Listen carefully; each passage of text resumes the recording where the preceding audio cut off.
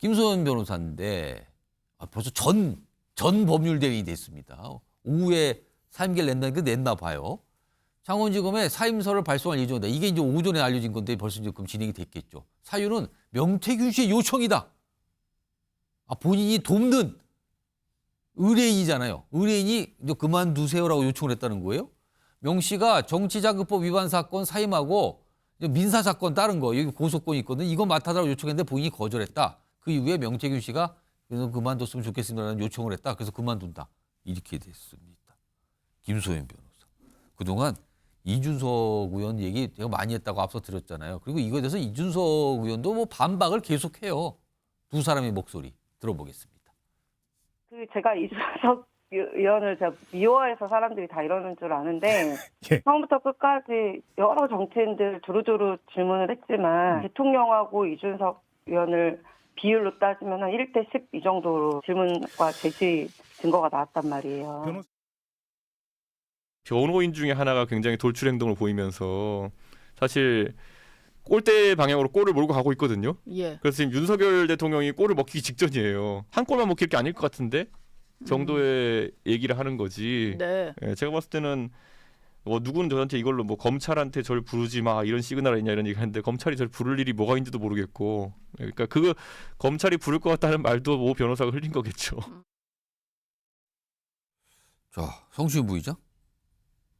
지금 전 변호인이 되는데 김소연 변호사의 요 사안에 대한 대응이 명태균 씨가 원치 않는 방향으로 갔다 이렇게 판단을 갖고 명태균 씨가 좀 그만 사임해달라고 요청했다는 거잖아요. 이거 어떻게 봐야 됩니까? 사실 처음에 김소연 변호사를 법률 대리인으로 지정했을 때부터 사실 정치권에서는 저건 잘못된 선택일 거다라는 얘기가 많았죠. 왜냐하면 변호사는 사건 관계자들과 사적 감정이 전혀 없어야 됩니다. 그래야 냉철하게 본인의 의뢰인에 대해서 변호를 해줄 수 있는 것인데 모두가 알고 있는 것처럼 그 김소연 변호사와 이준석 의원은 아주 원수 관계거든요. 악연입니까? 예, 악연이죠. 그렇기 때문에 지금 김소연 변호사가 본인 입으로 내가 이준석 의원을 미워해서 이러는 거라고 생각하는데 아니 저렇게 얘기해도 모두가 그렇게 알고 있거든요. 미워하는 행동을 너무 많이 보였기 때문에 명태균 씨 입장에서는 본인을 변호해 줄 거라고 생각했는데 뭔가 본인의 사적 감정을 담아서 방송에 나가서 발언을 하다가 보니까 결국 이준석 의원이 사실 이 건에 대해서 상당히 오랜 기간 그렇게 적극적으로 나서지 않았었거든요. 근데 김소연 변호사가 이준석 의원이 사실상 악의 축이다. 여기가 사실상 뭐 악의 근원이다. 이런 식으로 발언을 해버리니까 이게 뭐 이른바 이준석이 갑자기 등판을 한 거죠. 이준석이 왜냐하면 이준석 의원은 온갖 제가 아까 말씀드린 사건의 스모킹건이 될 수도 있을 법한 그런 녹취록을 가질 수도 있는 사람인데 그런 거에 대해서 김소연 변호사가 자극을 해서 이준석 의원을 뭐 어떻게 보면 등판시켰다라는 판단의 하에 이 명태균 씨가 아마 이거를 해임한 게 아닌가 그렇게 다들 보고 있는 것 같습니다. 김성수 변호사 보시기에 중간에 의뢰인이 이거 그만둬 주세요, 사임해 주세요 이렇게 요청하는 경우가 자주 있습니까? 이 형사사건 같은 경우에는 이 수사 단계와 그리고 법원 단계가 다르다고 볼 수가 있기 때문에 통상적으로 약정도 형사 단계, 수사 단계에서의 이 약정을 하고 법원 단계는 이제 다른 대리인이 들어간다든지 이런 경우가 있고 다른 변호인이 들어간다든지 이런 경우가 있고 그리고 또 이 영장이 집행돼서 구속이 되는 경우가 있지 않습니까? 이런 경우에는 또 이 영장이 이제 집행이 된 이후부터 다른 단계라고 보기 때문에 구속이 또 돼버리면은 또 그 다음은 또 다른 단계로 가니까 맞습니다. 그렇기 때문에 그때는 이제 당사자의 요청에 의해서 사임을 한다든지 이렇게 변경이 된다든지. 그러니까 명태균 씨가 지금 구속이 됐는데. 예, 맞습니다. 그런 경우가 있군요. 지금 아까 성시윤 부의장이 무슨 과거에 참 악연이다 뭐 이런 얘기 했는데 두 인물의 과거의 모습이 좀 영상으로 묶었습니다. 확인해 보시죠.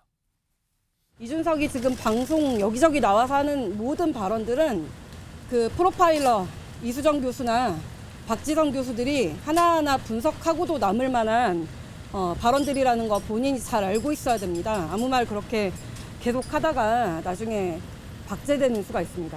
이준석이 갑자기 경선하라고 하니까 얼마나 불안해요. 선거 캠프에서는. 아무리 촉박하게 마지막에 결선 투표 경선을 해도 하루 정도는 앞두고 해요. 5월 9일 날 새벽에 다음날 발표 예정인 걸 경선한다고 말을 전한 거예요. 이준석이 뭐 악의 축입니다. 악의 축. 여론조사에 대해서 뭐 수치나 이런 것들 뭐 나온 게 예를 들면 김영선 의원님한테 이기는 여론조사 갖고 와라. 그것도 다 이준석 의원 거거든요.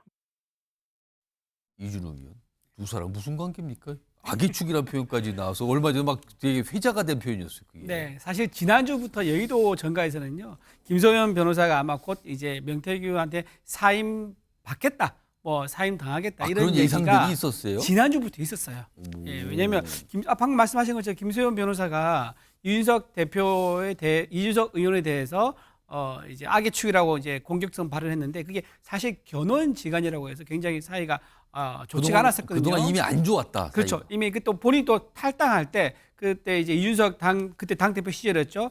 그때 이제 성매매 의혹에 대한 비판을 하면서 탈당을 했을 정도예요. 그 정도로 이제 굉장히 마음이 안 좋은 단계인데 그렇다 그러면 김소연 변호사가 명태균을 변호하기 위해서 지금 명태균의 이제 변호사 선임됐을 건데 자기 사건에 대한 변론이나 어떤 변호 전략보다는 밖에 나가서 언론에 대고 자기 옛날 악연이 있는 그런 사람에 대해서 정치적 발언을 한다 그러면 명태균 씨 본인 입장에서도 나는 내 사건에 집중해주는 변호사가 필요하다라고 생각할 수밖에 없는 거죠. 예. 그리고 더군다나 아까 말씀한 거 보니까 뭐 이준석 대표가 윤석열 대통령과 명태균 씨가 통화한 걸 유도했다는 발언을 했는데 이런 발언은 명태균 씨 주장도 없었고 이준석이 흘린 것도 전혀 없던 내용입니다.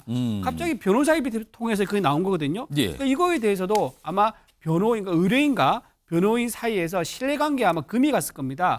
내가 생각하지 않은 주장이나 내가 생각하지 않은 변호인 전략 이런 거에 대해서 아마 신뢰관계 이렇기 때문일 거고 마지막으로 이제 한 말씀드리면은 아마 이준석 의원과 명태균 씨가 긴밀하게 계속 소통을 해야 되는 관계라 그러면은 계속 김소연 변호인을 옆에 두는 거는 굉장히 걸림돌 될 수 있죠. 그래서 아마도 지금 이준석 의원과 명태균 씨는 서로 지금 이 사건에 대해서는 서로 상대방 공격하지 않거든요.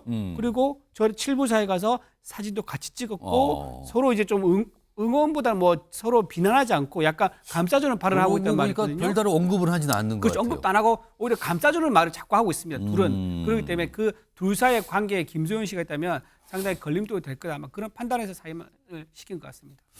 아무튼 김소연 변호사 그동안 뭐 악의 추 그다음에 뭐 여러 가지 사항을 얘기했는데 좀 갑자기 그만둔다고 얘기가 나와서 오늘 좀 내용을 좀 다뤄봤습니다.